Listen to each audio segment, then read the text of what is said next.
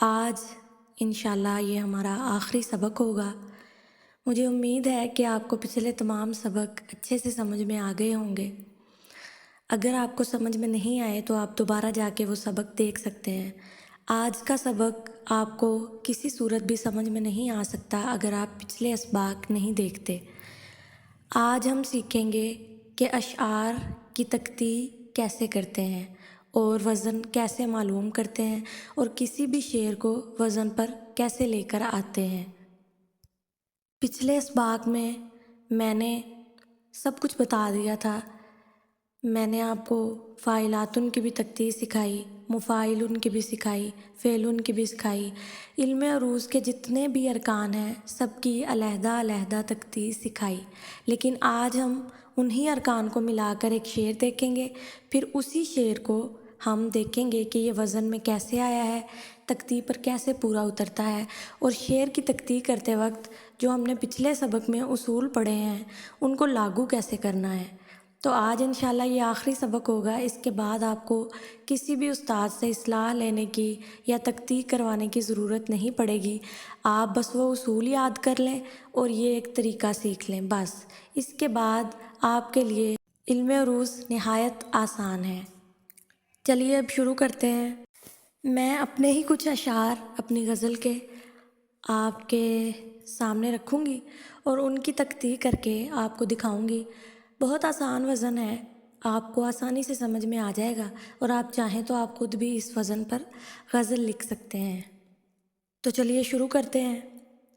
آج کا ہمارا وزن ہے فاعلاتن، مفاعلن، فعلن۔ اس پر میری غزل کے اشعار ہیں: زندگی سے سوال کیا کیجے، حسن کو پرملال کیا کیجے، عشق میں جان تک تو دے دی ہے، اس سے بڑھ کر کمال کیا کیجے۔ اب یہ میں نے لکھے ہیں اشعار فاعلاتن، مفاعلن اور فعلن کے وزن پر۔ اب میں آپ کو یہ ثابت کر کے دکھاتی ہوں، میں آپ کو اس کی تختی کر کے دکھاتی ہوں کہ یہ کیسے فاعلاتن، مفاعلن اور فعلن کے وزن پر ہے۔ یہ وزن نہایت آسان ہے، اردو ادب میں بہت زیادہ مستعمل ہے۔ بہت سے استاد شعراء نے اس پر کلام لکھا ہے، غالب نے لکھا ہے، میر نے لکھا ہے۔ تو آپ نے یہ کوشش کرنی ہے کہ جب بھی آپ نے کلام کہنا ہے تو اس پر کسی اور شاعر کی غزل ضرور موجود ہو، نہ کہ یہ کہ آپ کوئی بھی ارکان اٹھائیں اور اس سے اپنی ہی کوئی بحر ایجاد کر لیں۔ تو چلیں پھر میں آپ کو دکھاتی ہوں۔ اب آپ دیکھیں، فاعلاتن کے وزن پر ہے، فاعلاتن کے وزن پر، مفاعلن کے وزن پر اور فعلن کے وزن پر اوپر والا پورا مصرع ہے: زندگی سے سوال کیا کیجے۔ اب دیکھیے، اب اس کو تختی کرتے وقت توڑتے ہیں۔ فاعلاتن، فاعلاتن کی تختی میں پہلے بھی بتا چکی ہوں، لیکن میں دوبارہ بتا دیتی ہوں۔ فا 2، عین 1، لا 2، تن 2، فاعلاتن۔ اب دیکھتے ہیں کہ یہ وزن پر کیسے آتا ہے۔ فاعلاتن، اب ہم شعر کو کر کے دیکھتے ہیں۔ فا زن، ای د، زند، لا گی، تن سے، زندگی سے۔ فاعلاتن کے وزن پر ہمارے پاس آ گیا ہے زندگی سے۔ اب اگلے پہ چلتے ہیں، مفاعلن۔ میم 1، فا 2، عین 1، لن 2۔ مفاعلن، سین، سا، فا، وا، لام، لام متحرک اور لن کا۔ مفاعلن کے وزن پر آپ دیکھیں سوال کا۔ اب آپ پوچھیں گے کہ یہ کیا کیوں نہیں ہے؟ اب میں آپ کو بتاتی ہوں۔ دیکھیں، تختی کے اصولوں میں نے یہ بھی بتایا تھا کہ ہم چھوٹی یہ، بڑی یہ، ہے وغیرہ کو وزن شعری یا ضرورت شعری کے تحت اڑا سکتے ہیں یا حذف کر سکتے ہیں۔ یہاں پہ ہم نے مفاعلن کے وزن پر، لن کے وزن پر ہمیں 2 حرفی لفظ چاہیے تھا، تو ہم نے یہ کو ختم کر کے اس کو کا کر دیا۔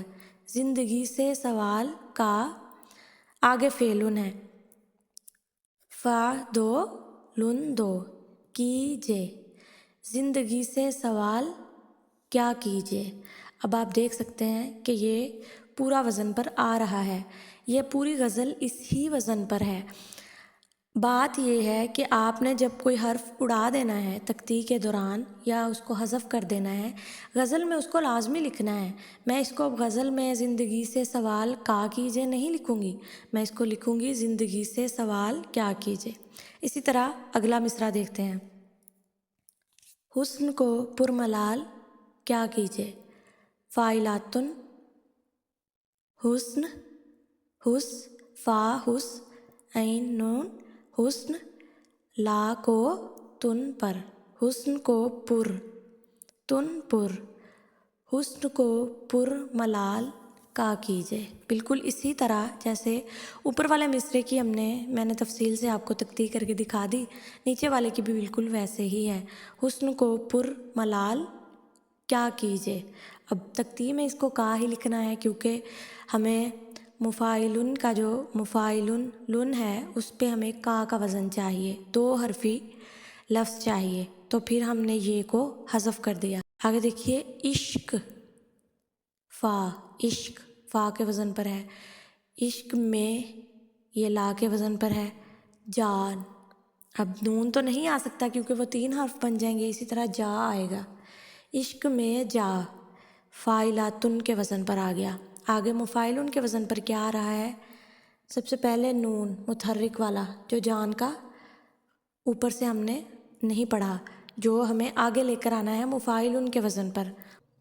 عشق میں جان تک، تو اب یہاں پر دیکھیں، اب ہمارے پاس تو ہے اور مفاعلن کے عین کے وزن پر ہمیں ایک حرف چاہیے اور متحرک چاہیے، تو ہم یہاں پہ واو کو حذف کر دیں گے۔ یہ سب اصول میں پہلے بتا چکی ہوں، آپ کو اگر ابھی بھی سمجھ نہیں آ رہی تو آپ پچھلی ویڈیوز میں جائیں، تختی کے اصول بار بار دیکھیں، جتنے زیادہ دیکھیں گے، پڑھیں گے، سنیں گے، یاد کریں گے، آپ کے لیے اتنا ہی تختی کرنا آسان ہوگا۔ تو یہاں پہ ہم نے واو کو حذف کر دیا۔ عشق میں جان تک تو دے، یہ لن کے وزن پر آ گیا، عشق میں جان تک تو دے، ٹھیک ہے۔ آگے ہمارے پاس فعلن ہے، دی ہے، یہ سیدھا سیدھا ہے، عشق میں جان تک تو دے دی ہے، پھر اسی کے وزن پر آ جاتے ہیں، اس سے، اب یہاں پر دیکھیں، اس سے، اس تو فا کے وزن پر آ گیا، آگے ہم نے بڑی کو پھر سے حذف کر دیا، سین کو متحرک بنا دیا، سے بنا دیا، اس سے بڑھ، اب یہاں پہ 2 چشمی ہیں، میں نے پہلے بھی وزن میں بتایا ہے کہ وہ تختی کرتے وقت کبھی بھی شمار نہیں ہوتی، نہ نون غنہ نہ 2 چشمی ہے، اس سے بڑھ کر، اب یہ ہو گیا فاعلاتن کے وزن پر، اس سے بڑھ کر۔ آگے آتے ہیں مفاعلن کے وزن پر، کا مال کا کیجے۔ امید ہے آپ کو اچھے سے سمجھ آ گئی ہوگی آج کے سبق کی۔ اس کے بعد آپ ہر شعر کی آسانی سے تختی کر سکتے ہیں۔ آپ اگر اپنی کوئی غزل لکھتے ہیں تو آپ کومنٹ سیکشن میں شیئر کر سکتے ہیں کہ یہ غزل میں نے اس وزن پر لکھی ہے، آپ چیک کر کے بتا دیں کہ یہ درست ہے یا نہیں، تو میں آپ کو بتا دیا کروں گی۔ آپ نے چینل کو لازمی سبسکرائب کرنا ہے، اردو ادب کے حوالہ سے یہ بہت یونیک چینل ہے، اس پہ آپ کو بہت کچھ اچھا دیکھنے کو ملے گا، شاعری کے حوالے سے، عروض کے حوالے سے، وزن کے حوالے سے، تو لہٰذا لازمی سبسکرائب کیجئے اور اپنے دوستوں سے بھی یہ ویڈیوز شیئر کیجئے جو شعر و شاعری سے شغف رکھتے ہیں۔ بہت شکریہ۔ اب میں انشاءاللہ بہت جلد اردو ادب میں چند مستعمل جو بحریں ہیں وہ ویڈیو اس پر بناؤں گی کہ کون کون سی بحروں میں ہم شاعری کر سکتے ہیں۔ اپنا خیال رکھیے گا، بہت شکریہ، اللہ حافظ۔